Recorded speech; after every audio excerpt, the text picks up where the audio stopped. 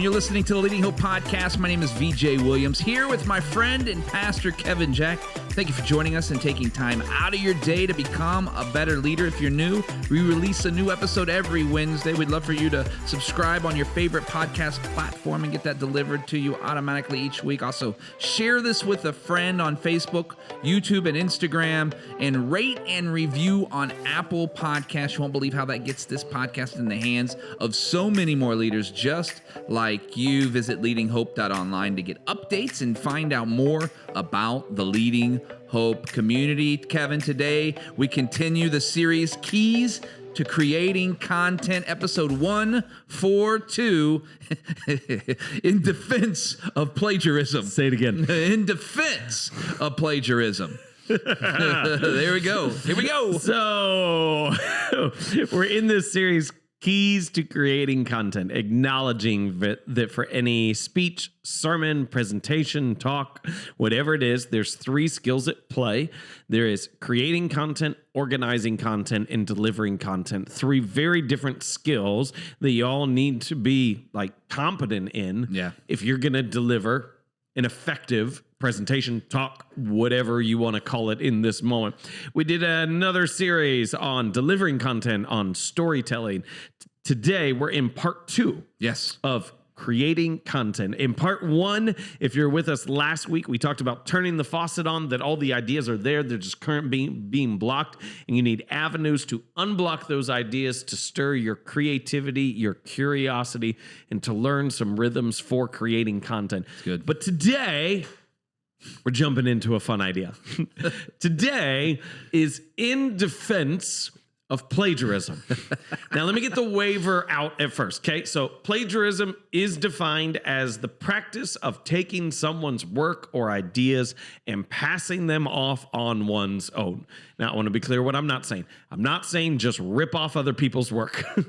I'm not saying that it is morally okay for you to take someone's work, present it as your own, especially if you monetize it. I just feel like it's all wrong, but it's even more wrong.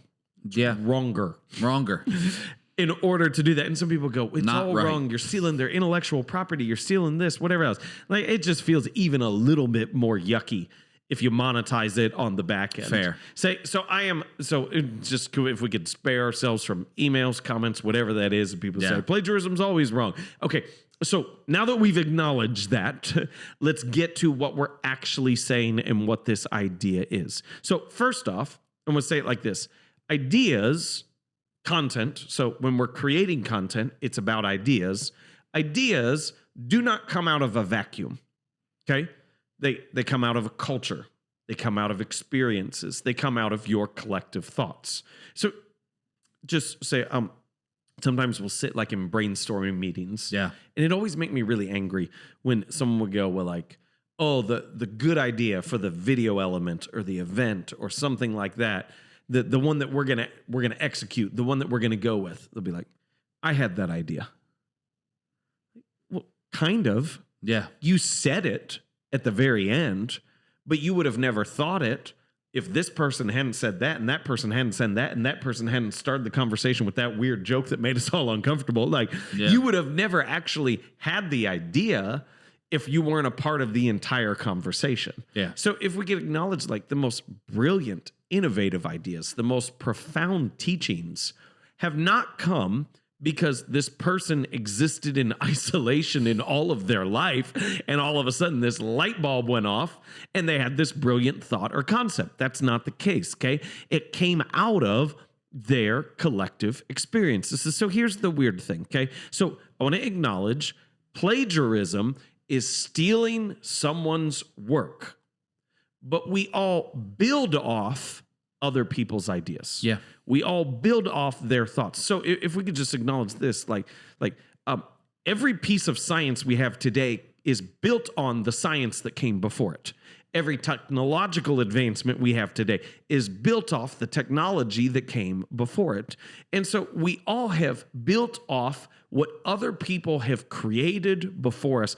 The previous generation's innovation is now what we take for granted and we can take to the next level. And so when we're talking content, when we're talking moving through content, I love this phrase by Frank Moore. This is in more relation to preaching. And I said, like, man, for this series, I really want to hone in on young communicators, young preachers, people who maybe aren't getting the reps right now. Right. He made this statement: no preacher is greater than the tradition itself. Because for me, like, I have my favorite preachers. And he goes, they wouldn't be able to do what they do if it wasn't for all those who came before them, who built it before. Yeah. And say, as much as you may love this person, the art of communication, sorry, I kind of plagiarized that phrase from someone else. I didn't mean to. But like that skill, the craft of communicating is more significant than just your individual contribution to it.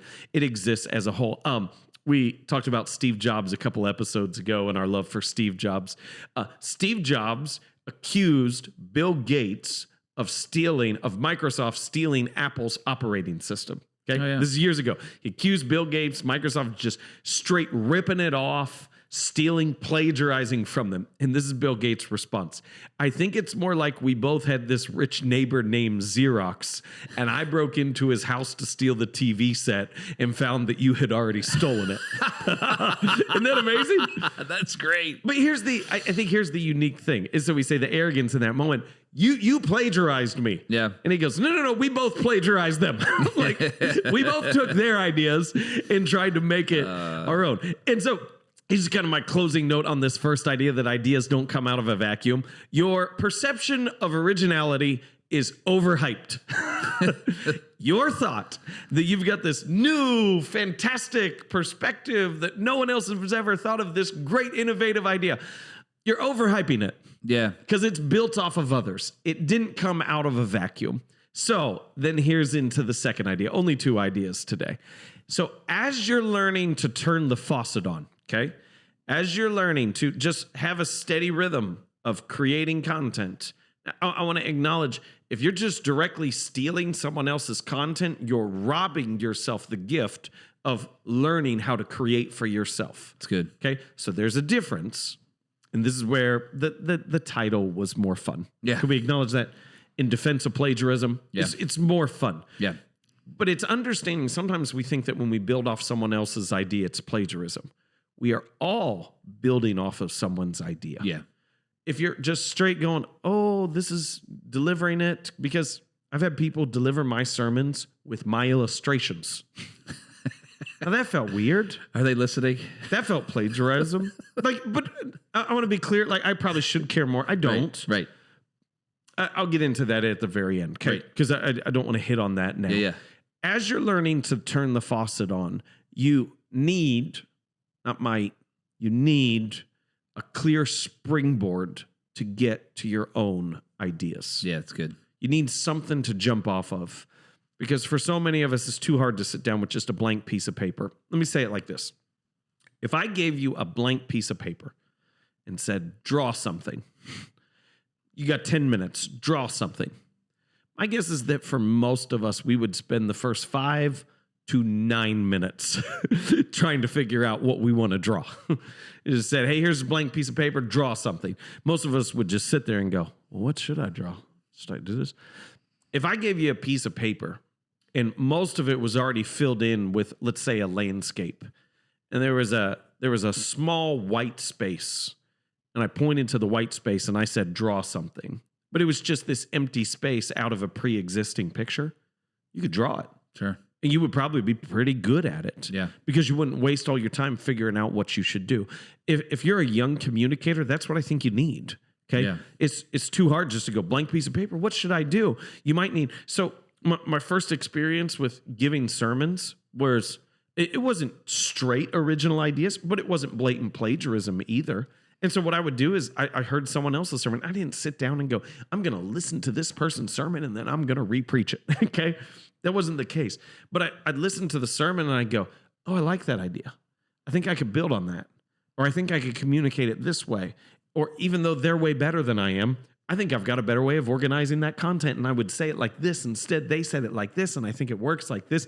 And I could have it flow this way. So it's like I wasn't good enough at creating content to just create it on my own. Yeah. I needed to springboard off of someone else's, not ripping their work, but trying to build on the ideas that they've already given. I use my own illustrations. And I think where people get in trouble is they make no effort to make it their own. Yeah. To add in their own pieces, their own bent. Yeah. So a couple things real quick, and then V, I want to see where you want to break that down. I believe originality is overhyped. Okay. I also believe that what we think about is plagiarism is over-accused.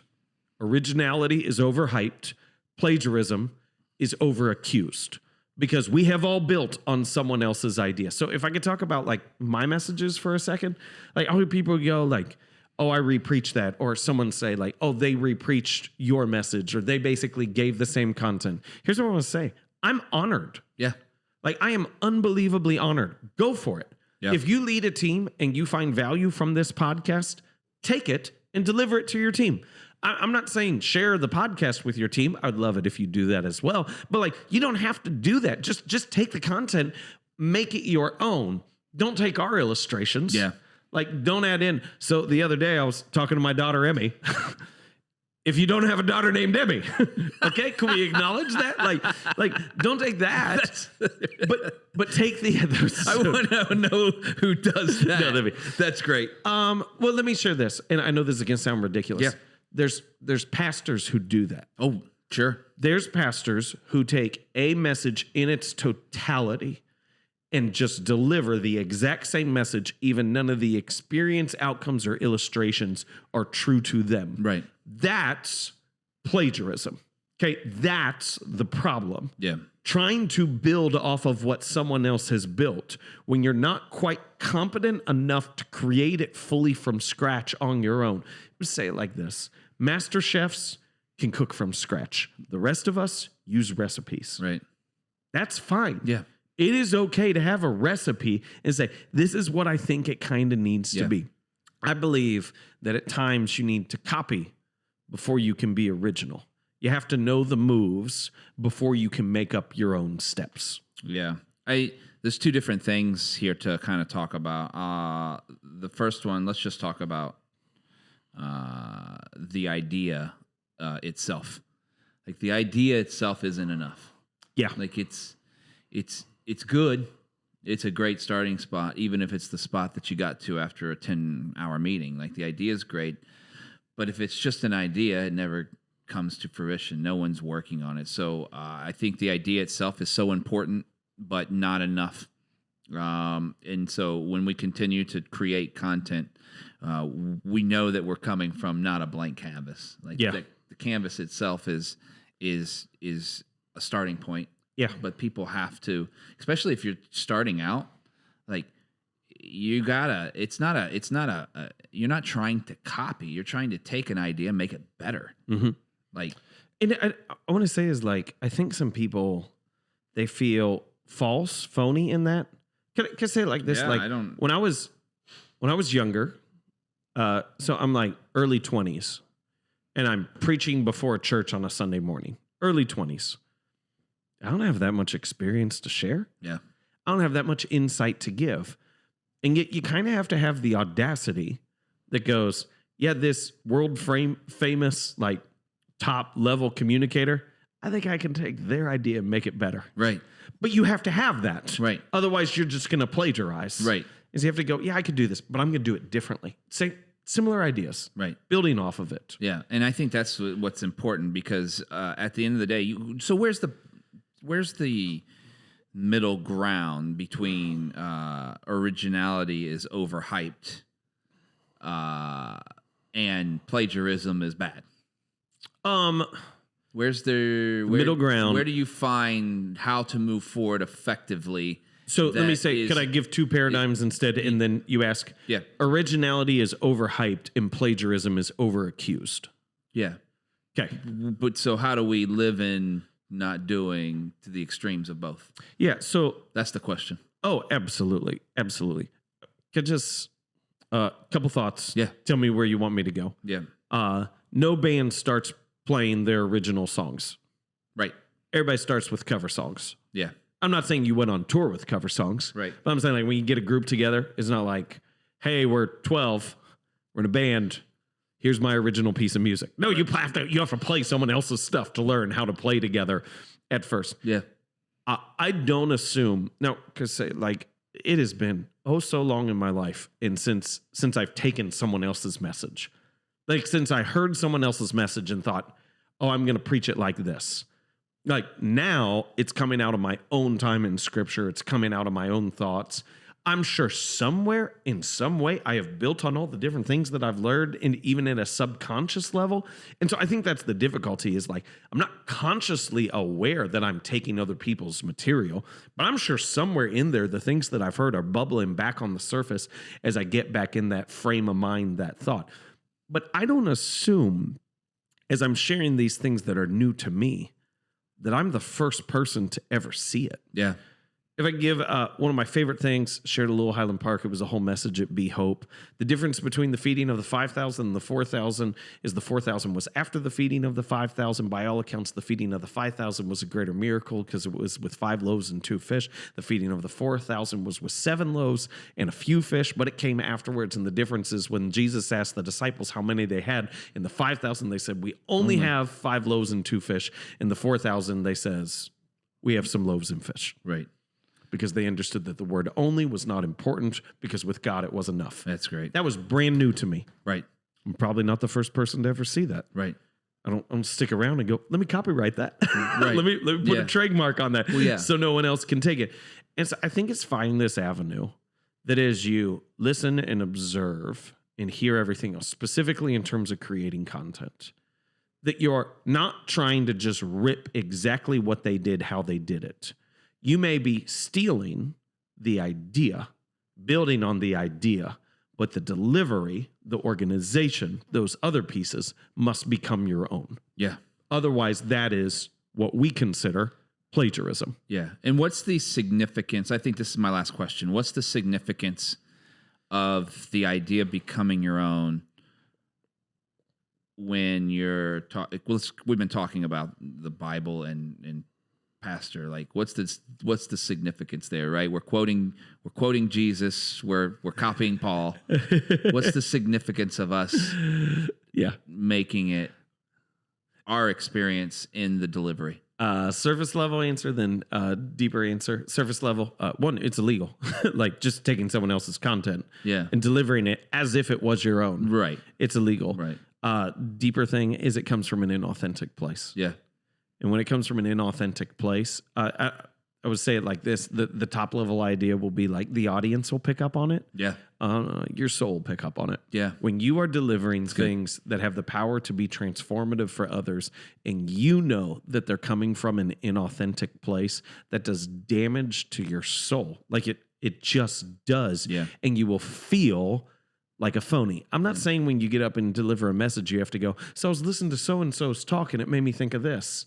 If I make it your own, build on it. We acknowledge that. That's what we all do. We both broke into Xerox's house and stole the TV set. Yeah, yeah. And I think that's most important to know, is that your experiences matter. Yeah. And you need to find a way to use your own and not someone else's when it comes to the point that you're trying to make. Yep, absolutely. That's good. All right, well, let's finish, wrap up 142 in defense. I cannot say this without smiling. In defense of plagiarism. Perceived originality is overhyped, but plagiarism is also overaccused.